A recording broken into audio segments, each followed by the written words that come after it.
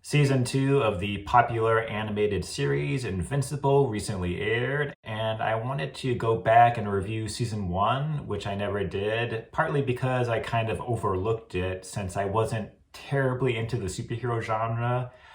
But this show kind of brought me back into it and got me interested again. The premise of the show involves this teenager, Mark Grayson, whose dad, Omni-Man, is the most powerful superhero on the planet. Shortly after his 17th birthday, Mark starts developing powers of his own, and his dad begins to mentor him in how to use those powers. One of the things I loved about the show is how the animation style kind of harkens back to those early 2000 cartoons, such as the Justice League, which I'm a huge fan of. And I think what that did for me is that it created a nice, strong, stark contrast between the very cartoony style of the series and its dark, edgy adult themes. Invincible as a character for me is close to Spider-Man, who is this, kind of like ordinary teenager who just happens to have an extraordinary father.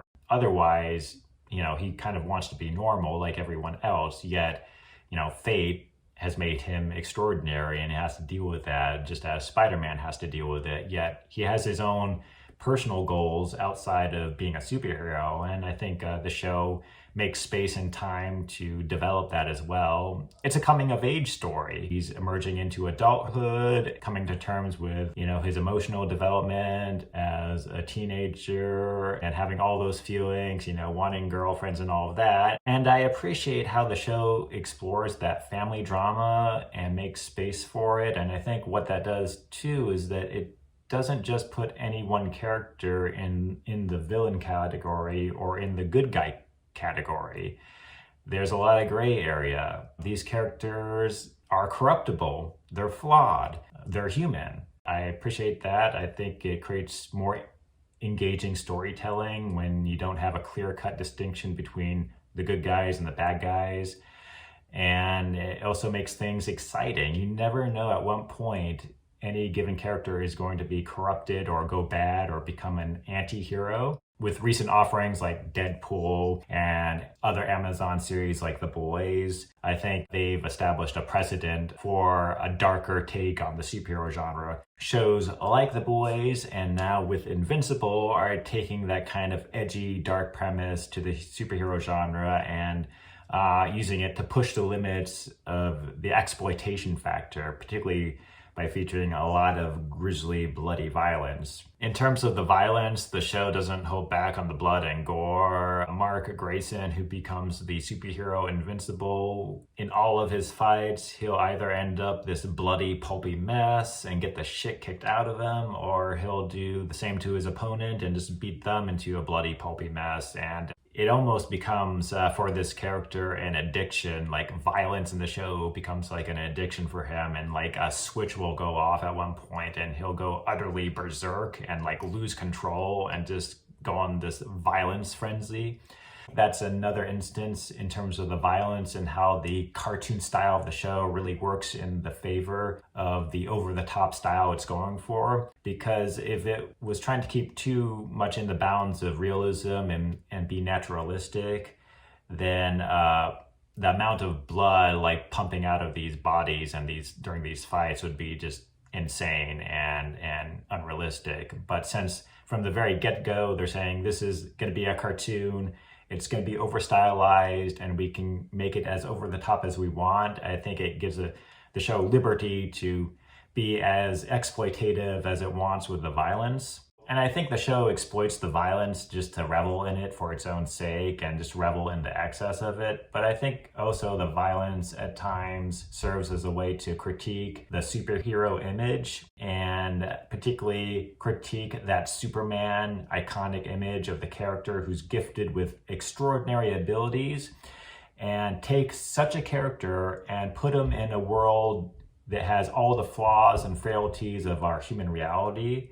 You have such a Superman character who believes they're using their powers for the greater good, but unfortunately, they have to perpetrate genocide and violence in order to create this new utopian world. So I think that's when the show shows the proximity between like a superhero character and like fascism too. And it reminds me of what Alan Moore said, how superheroes are a precursor to fascism. And I think that's why he created Watchmen, to explore how superheroes as icons become a kind of symbolic like propaganda for fascism and fascist ideology. And I think a show like Invincible doesn't go as far with exploring the implications of those themes, but I think they're implicit in its premise and its treatment of that Superman iconic figure. And it's another reason that the show kind of sucked me in and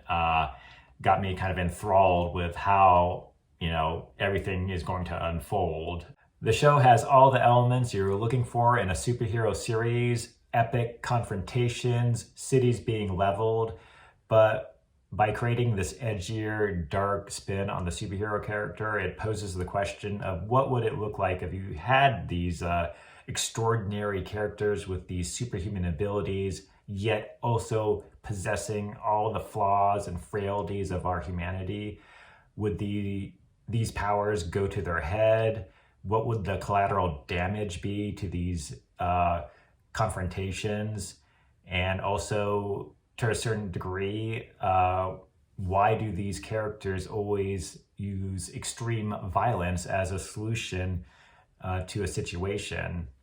They don't have any peaceful recourse, and again and again and again perpetrate great excessive violence to solve a problem. And why is that? And the show kind of takes you into like kind of an uncomfortable space where you're asking, are they getting off on this violence?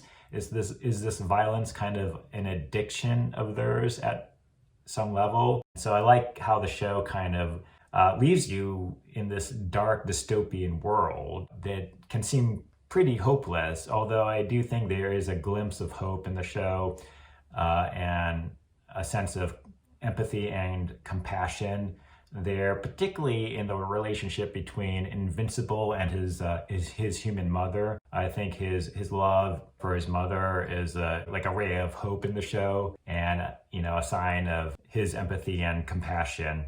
I really enjoyed the series. I would definitely recommend it. I'm not sure it would entirely persuade those of you who are not into superheroes, but if, like me, you appreciate that, you know, classic early 2000s cartoon style and that over-the-top, over-stylized kind of aesthetic, but also are looking for something that is edgier and more mature and doesn't just like limit and restrict itself to a kid's audience and wants to, you know, use the comic book genre and superhero tropes to really explore and engage in more mature storytelling, then I would totally recommend it and recommend you check it out. It's made me really hyped for season 2, which I'm going to watch, and definitely let you know my thoughts and reaction to that as well. But yeah, if you enjoyed the video, please like and subscribe, and I'll look forward to seeing you next time here.